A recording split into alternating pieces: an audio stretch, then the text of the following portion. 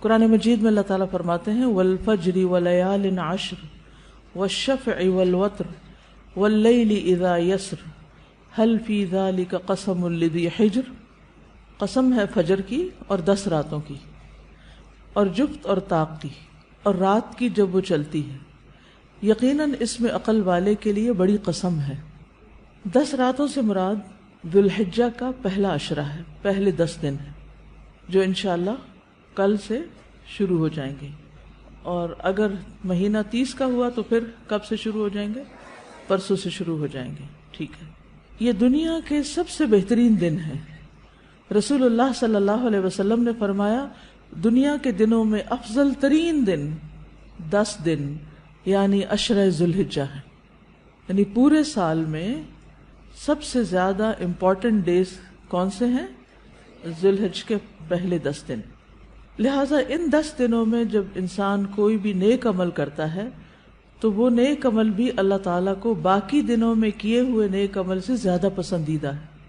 عام دنوں میں ہم جو کچھ نیکیاں کرتے رہتے ہیں ان کا اجر و ثواب بھی ملتا ہے، لیکن ان دنوں میں جب خاص طور پر کوئی اچھا عمل کرتا ہے تو اس کا اجر و ثواب کئی گنا زیادہ بڑھ جاتا ہے. رسول اللہ صلی اللہ علیہ وسلم نے فرمایا اللہ کو کوئی نیک عمل کسی دن میں اس قدر پسندیدہ نہیں جتنا کہ ان دنوں میں پسندیدہ ہے، یعنی عشرہ ذوالحجہ. صحابہ نے عرض کیا اے اللہ کے رسول، کیا جہاد فی سبیل اللہ بھی نہیں؟ آپ نے فرمایا نہیں، جہاد فی سبیل اللہ بھی نہیں، مگر جو شخص اپنی جان اور مال لے کر نکلا ہو پھر کچھ واپس نہ لایا ہو. یعنی جان بھی جائے، اس کی شہید ہو جائے، اور اس کا جو گھوڑا ہے وہ بھی مارا جائے، اور اس کا جو اسلحہ ہے وہ بھی چلا جائے، یعنی کچھ بھی واپس نہیں آیا، سب کچھ اللہ کی راہ میں چلا گیا. اس کا عمل بہرحال سب سے زیادہ پسندیدہ ہے یا سب سے زیادہ آگے ہے. ورنہ باقی جتنے بھی لوگ جو کچھ بھی نیک کام کر رہے ہیں سال بھر میں، ان سب سے افضل ہے وہ کام جو ان 10 دنوں میں ہم کریں گے انشاءاللہ. یاد رکھیے رمضان کا آخری عشرہ جس کی راتیں زیادہ افضل ہیں، اور ذوالحجہ کا پہلا عشرہ جس کے دن زیادہ افضل ہیں. تو اس سے یہ پتہ چلتا ہے کہ ان دنوں میں انسان کو پھر خاص طور پر اچھے کاموں کی طرف رغبت کرنی چاہیے. نبی صلی اللہ علیہ وسلم نے فرمایا اللہ کے نزدیک ذوالحجہ کے 10 دنوں میں نیک اعمال بہت زیادہ پاکیزگی اور بہت بڑے ثواب کا باعث ہیں. تو اس سے ہمیں 2 چیزیں ملتی. نمبر 1 پاکیزگی، ٹھیک ہے، یعنی ہمارے گناہوں کی معافی کا ذریعہ ہے، ہمارے تزکیہ کا ذریعہ ہے ان دنوں کے نیک اعمال. اور دوسرے زیادہ ثواب کا ذریعہ ہے. یعنی عام طور پر جیسے ایک نیکی کا اجر 10 گنا ہے تو ان دنوں میں کئی گنا زیادہ بڑھ جائے گا. نبی صلی اللہ علیہ وسلم نے فرمایا اللہ کے نزدیک عشرہ ذوالحجہ کے دنوں سے بہترین کوئی دن نہیں. ایک آدمی نے عرض کیا اللہ کے رسول، کیا یہ افضل ہیں یا ان کی گنتی کے برابر اللہ کے راستے میں جہاد کرنا افضل ہے؟ یعنی 10 بار. آپ نے فرمایا ان کی گنتی کے برابر اللہ کے راستے میں جہاد کرنے سے بھی زیادہ ہی افضل ہیں، سوائے اس شخص کے جس کا چہرہ مٹی میں ملا دیا گیا ہو، یعنی وہ شہید ہو گیا ہو. تو جب اتنا بڑا موقع آ رہا ہے ہمارے سامنے تو ہم اس کو یوں ہی گنوا دیں، یہ نہیں ہونا چاہیے. ہمیں نہیں معلوم کہ اگلے سال ہماری زندگی میں یہ دن آتے بھی ہیں یا نہیں، ہم اس سے پہلے ہی نہ دنیا سے چلے جائیں. اس لیے بہت ضروری ہے کہ ان 10 دنوں کی پلاننگ کریں کہ ہم نے کیا کیا کرنا ہے. صرف وہ کام کافی نہیں جو ہم ہر روز نیکی کے کام کرتے رہتے ہیں، مثلا جو روٹین میں نوافل پڑھ رہے ہیں یا صدقہ خیرات کر رہے ہیں یا اور نہیں، مزید بھی کرنا ہے. صحابہ ان دنوں میں انتھک محنت کیا کرتے تھے. سعید بن جبیر ذوالحجہ کے 10 دن داخل ہونے کے بعد عبادت میں بہت زیادہ کوشش کرتے تھے، حتیٰ کہ وہ اتنی محنت کرتے کہ لگتا کہ وہ اس کی قدرت نہیں رکھتے، یعنی اپنے آپ کو اتنا تھکا دیتے کہ لگتا کہ بس اب اس سے زیادہ کچھ کر نہیں سکتے، آخری درجے تک. اب نیک اعمال میں سے افضل عمل جو ان دنوں کے لیے پسندیدہ ہے وہ اللہ کا ذکر ہے. نبی صلی اللہ علیہ وسلم نے فرمایا کوئی دن اللہ کے ہاں ان 10 دنوں سے زیادہ عظمت والا نہیں ہے. اور نہ ہی کسی دن کا عمل اللہ تعالیٰ کو ان 10 دنوں کے عمل سے محبوب ہے، یعنی نہ دن ان دنوں سے افضل ہے اور کوئی اور عمل اس سے افضل نہیں۔ بس تم ان 10 دنوں میں کثرت سے لا الہ الا اللہ، اللہ اکبر اور الحمدللہ پڑھو، یعنی تحلیل، تکبیر اور تحمید۔ اب اس کے لیے یہ جو کلمہ نا سبحان اللہ والحمدللہ ولا الہ الا اللہ واللہ اکبر، یہ ان تینوں کلمات کا مجموعہ ہے اور اس میں سبحان اللہ کا اضافہ بھی ہے۔ آتا ہے آپ کو؟ یہ پڑھیے ذرا۔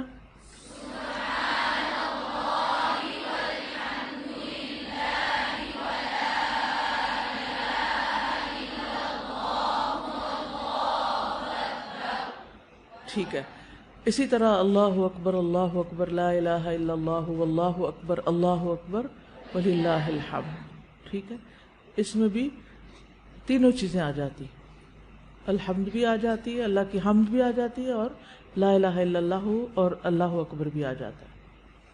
صحابہ کرام جو تھے ان میں سے ابن عمر اور ابو ہریرہ رضی اللہ عنہما ان 10 دنوں میں بازار کی طرف نکل جاتے اور دونوں تکبیرات پڑھتے، یعنی مل کے بھی پڑھتے۔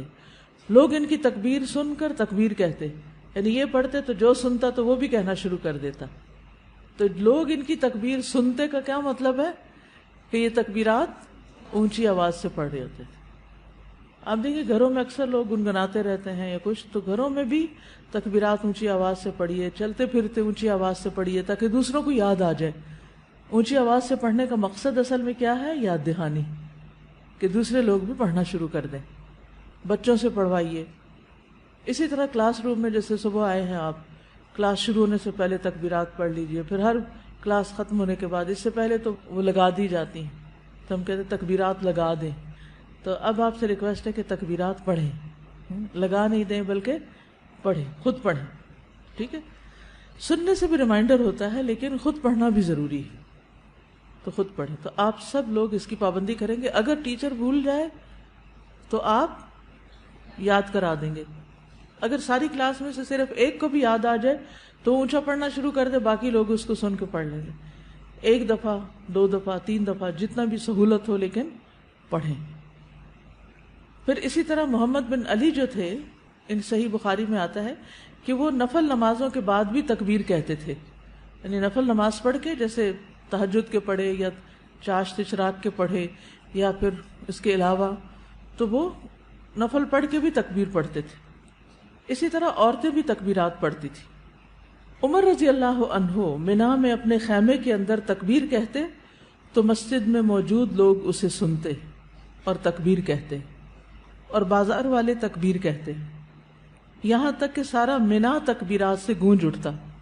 کتنا بڑا علاقہ ہے منا کا، سارا منا تکبیرات سے گونج اٹھتا۔ اب تو خیر سپیکرز ہیں، اس وقت لوگوں کی اپنی آوازوں سے سارا منا گونج اٹھتا۔ ابن عمر منا کے ان دنوں میں نمازوں کے بعد بستر پر، راستے میں اور دن کے تمام ہی حصوں میں تکبیر کہتے، یعنی وہ ہر موقع پہ کہتے۔ انہوں نے صرف نفل کے لیے خاص نہیں کیا تھا، یہ صرف بازار کے لیے نہیں بلکہ بستر پہ بھی کہتے اور راستے میں بھی اور خیمے میں بھی اور ہر جگہ۔ میمونہ رضی اللہ عنہا یوم النحر 10 ذو الحجہ میں تکبیر کہتی، اور عورتیں ابان بن عثمان اور عمر بن عبدالعزیز کے پیچھے مسجد میں مردوں کے ساتھ تکبیر کہا کرتی تھی، یعنی مسجد میں مرد حضرات بھی تکبیر پڑھ رہے ہوتے تھے اور پیچھے عورتیں بھی مل کے پڑھ رہی ہوتی تھی۔ تو اس سے یہ پتہ چلتا ہے کہ تکبیرات اونچی آواز میں پڑھنی چاہیے تاکہ دوسروں کو بھی یاد دہانی ہو جائے۔ عطا بن صائب کہتے ہیں کہ میں ابو عبد الرحمن اور ابن معقل کے ساتھ نکلا اور ابو عبد الرحمن اونچی آواز سے تکبیریں کہتے جا رہے تھے، اور ان میں سے کوئی بھی آپ الفاظ پڑھ سکتے ہیں، اللہ اکبر لا الہ الا اللہ واللہ اکبر وللہ الحمد، اور اللہ اکبر وللہ الحمد، اللہ اکبر۔ اسی طرح اللہ اکبر کبیرہ، اللہ اکبر و اجل، اللہ اکبر وللہ الحمد۔ پھر اللہ اکبر کبیرہ، تو اللہ اکبر کبیرہ والحمد للہ کثیرہ وسبحان اللہ بکرۃ واصیلا بھی آپ پڑھ سکتے ہیں۔ ٹھیک ہے، آخر میں اللہم اغفر لی بھی کہہ سکتے ہیں۔ دوسرا اہم کام جو ان دنوں میں کرنے کا ہے وہ 9 ذی الحجہ کا روزہ ہے. اس روزے کی خاص فضیلت ہے جس سے انسان کے گناہ معاف ہوتے ہیں، اور یہ دن 1 سال گزرے ہوئے اور 1 سال آنے والے گناہوں کا کفارہ بنتا ہے. لیکن اس کے علاوہ بھی آپ باقی دنوں میں روزے رکھ سکتے ہیں. خاص طور پر جن کے رمضان کے روزے رہتے ہوں وہ ان دنوں میں قضا کر لیں. جو شوال میں نہیں کر سکے، ذوالقعدہ میں نہیں کر سکے، اب ذوالحجہ میں کر لیں. اجر کا اجر ہے اور اپنے فرض کی ادائیگی بھی ہو جائے گی. شوال کے روزے تو الگ الگ رکھنے پڑتے ہیں، لیکن یہ آپ ملا کے بھی رکھ سکتے ہیں، کیونکہ ان پہلے 8 دنوں کے روزے کو مخصوص نہیں ہے. یہ ہم نفلی روزے ثواب کی خاطر رکھتے ہیں، لیکن اگر قضا رکھ لیں تو بہت اچھا ہے. پھر اسی طرح یہ دن حاجیوں اور غیر حاجیوں کی معافی کا دن ہے. کون سا دن؟ 9 ذی الحج کا دن.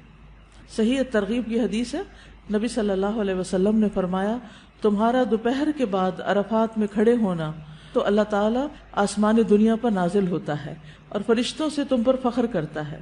فرماتا ہے کہ میرے بندے میرے پاس کھلے اور گہرے راستے سے پراگندہ حالت میں آئے ہیں، یعنی تھک تھکا کے آئے ہیں، جو میری رحمت و جنت کے امیدوار ہیں.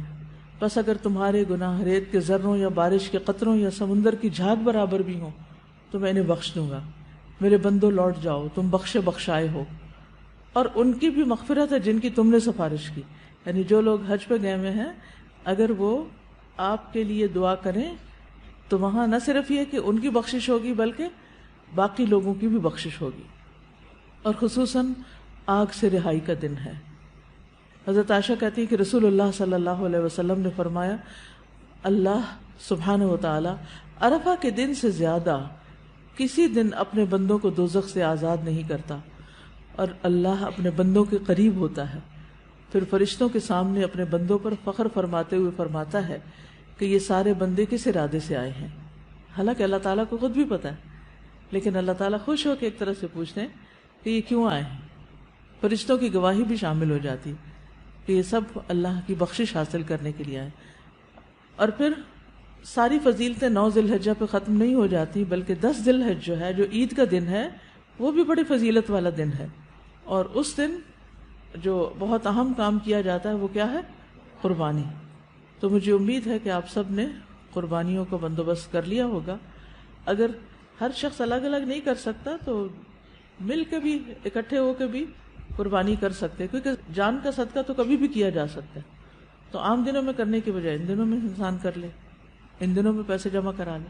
خاص طور پر غریبوں تک جو پہنچایا جاتا ہے گوشت، اس میں انسان اپنا حصہ ڈال لے. کہ کچھ لوگ محنت پہ لگے ہوئے ہیں، وہ دور دراز علاقوں میں قربانی کے جانور پہنچاتے ہیں، گوشت پہنچاتے ہیں. تو ہم خود تو وہاں تک پہنچ نہیں سکتے. اگر ہر شخص یہ کام کرنے لگے تو ناممکن ہے، کیونکہ جانوروں کی ٹرانسپورٹیشن یا خود ایون سفر کر کے وہاں جانا، یہ سب کچھ بڑی مشکل کام ہے. لیکن اگر اس کے لیے ہم پیسے جمع کروا دیں تو جو لوگ کر رہے ہیں وہ ہمارے حصے کا بھی کام کر دیں گے. تو مجھے امید ہے کہ آپ سب نے الہدا کا قربانی پروجیکٹ جو ہے اس کے بارے میں سن رکھا ہوگا. چلیے اب تک برا ذرا پڑھیے. اللہ اکبر کبیرہ،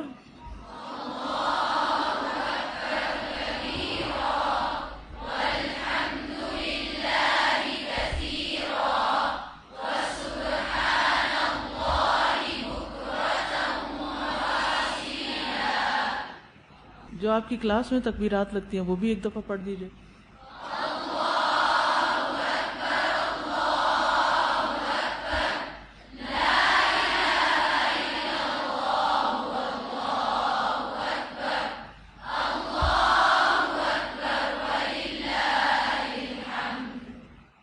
وآخر دعوانا ان الحمد للہ رب العالمین.